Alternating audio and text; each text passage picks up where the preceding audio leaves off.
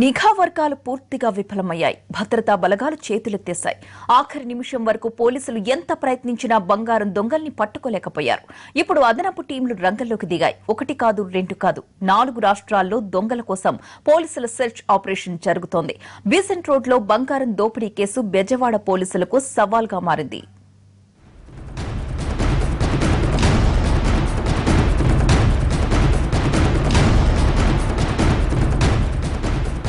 అది ఇలాంటి దోపిడీ కాదు. పోలీసులకు కూడా దిమ్మ తిరిగిపోయే బంగారం దోపిడీ. ప్లాన్ చేయడం దగ్గర నుంచి అమలు చేసే వరకు అంతా ప్రొఫెషనల్ గా చేసేసింది ఓ ముఠా. నిత్యం రద్దీగా ఉండే బెజవాడ బీసెంట్ రోడ్లో కిలోల బంగారాన్ని దోచుకుని ఎస్కేప్ అయింది ఆ గ్యాంగ్. కత్తులు రివాల్వర్లతో బెదిరించి మరీ దర్జాగా కారులో పారిపోయారు. ఈ వ్యవహారంలో నిఘా వర్గాల వైఫల్యం స్పష్టంగా కనిపించిందని పోలీసులే అంటున్నారు.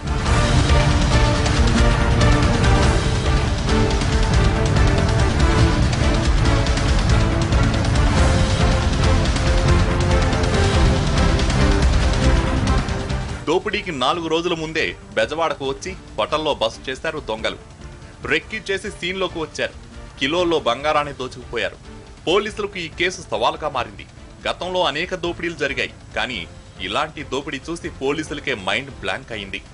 లోపల 15 మంది కార్మికులు బంగారం పనులు చేస్తుంటే మారణాయుధాలు చూపించి వారిని బెదిరించి దోచుకుపోయారు.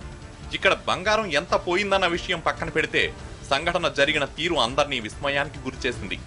రాత్రి 10 గంటల తర్వాత 10 గంటల 26 నిమిషాల లోపు మొత్తం తతంగాన్ని పూర్తి చేసేశారు.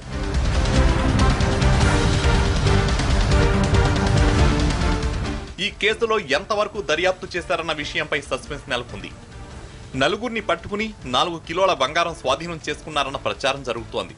కానీ పోలీసులు అంతా రహస్యంగా సాగిస్తున్నారు. సమాచారం లీక్ కాకుండా జాగ్రత్త పడుతున్నారు. ఘటన జరిగిన తర్వాత 4 టీంలను మాత్రమే రంగంలోకి దించారు పోలీసులు.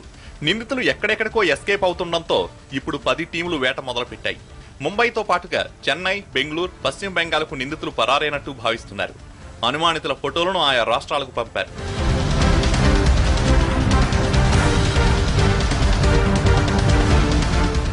బంగారం దోపిడీ కేసు ఇప్పట్లో కొలిక్కి వచ్చేలా కనిపించడం లేదు. మరో వారం రోజుల పాటు నిందితుల కోసం పోలీసుల వేట కొనసాగేలా ఉంది. కేసును సవాలుగా తీసుకున్న పోలీసులు ఇంటెలిజెన్స్ కు సమాచారం ఇచ్చారు.